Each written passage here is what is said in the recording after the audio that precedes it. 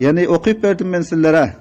Bana Ta'alu etlu ma harrama Rabbukum aleykum'nun ta şire gelince aydılan zatlar var.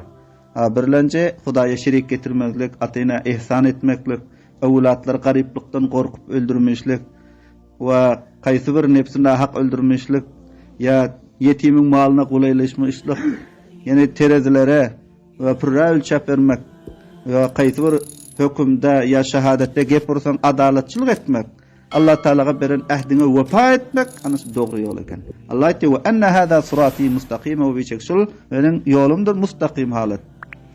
Ve la tettebi'us subula ve tirkeşmengler muhtelif yollara hayşatları bilen kurşulan muhtelif yollara tirkeşmeng. Feteferraka bikum an sebili bes mutaferrik eder şu yollar sizlere an sebili ol yoldan iki ol ittibai vahiy oluyote vahiy ilahiye tirkeşilen yoldan sizlere ayağınız taydir.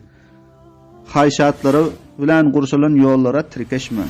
Zalikum vassakum bihi şul Allah Teala'nın yoluna vahiy ilahiye tirkeşmeklik vassakum bihi tabşirdi şunu Allah Teala sizlere leallekum tettakun şayet ki saklansanızlar gumralıktan ve haktan mutafarrik bulmaktan ve enne hâzâ sırâtî mustakîme Allah Teala ettiği şul benim yolumdur mustakim izinden doğru izinden Allah Teala'ga şerik getirmen bir adam zindelik edebilse sırat-ı mustakimde yaşıyorken bir adamın ata inesini ağırtman, incitman yaşayabilse sırat-ı mustakimde yaşıyorken yani evlatlarını gariplikten korkup öldürmen yaşasa sırat-ı mustakimde yaşıyorken bir adam fahişe işlere zahid alaniyetin usuran görkezmen yaramaz işlere fahişegerlik etmez için sırat-ı mustakimde yaşıyorken yani kaysı bir nefsin özünü öldürmese olam sırat-ı mustakimde yaşıyorken yetim oğlanların malına kolaylaşmasa sırat-ı mustakimde yaşıyorken kaysı bir da satan piller alan pilla ölçegi pürra etdiyor. Şulum sırat-ı mustakimde yaşa kaysı bir da hükümde geplen pillasında yaşa adette doğruçuluk bilen gepiriyor. Olam sırat-ı mustakimde yaşıyorken. Allah etti ve enne hâzâ sırat-ı mustakime ve bişek şul menen yolumdur mustakim izinden. İbn Mesud radıyallahu anhudan şu ayetin zeylinde ve hadis rivayet bolupdur. İbn Mesud sahabetti Resulullah sallallahu aleyhi ve sellem bir gün eller bilen hat çizdiler deşinen dost doğruca hat çizdiler. Ondan sonra ayetler hâzâ sebilullahi mustakimen şul Allah Teala'nın yoludur mustakim izinden dost doğru. Son bolsa şu yolun kaptalının başka şu yolun sağından çepinden üyle böyle egirgiş hatbettiler. Ondan sonra ayetler ana bu yollar bolsa bu yolların üstünde şeytan ma dediler. Şeytan ona davet veriyor dedi.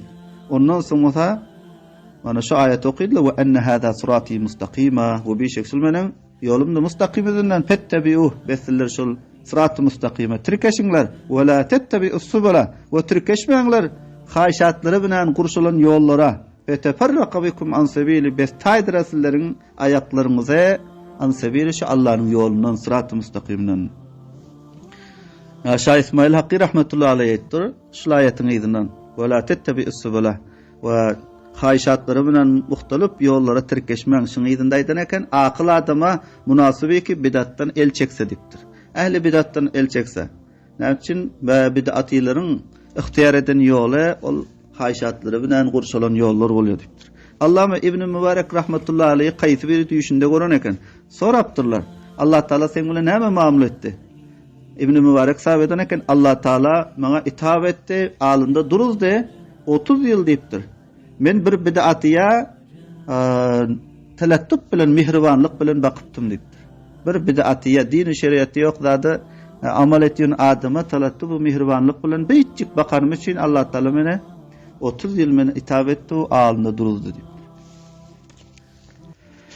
Allah subhanahu ve taala ve la tettebi'us subula mutafarrik yollara tirkeşmengler.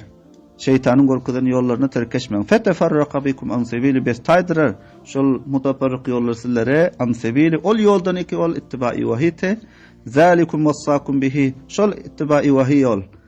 Kur'an'ın yolu, İslam'ın yolu. Vassakum bihi. Tabşırdı şol sizlere Allah Teala leallekum tettakun. Şayet ki gumralıktan, haktan mutafarrik olan yollardan el çeksinizler.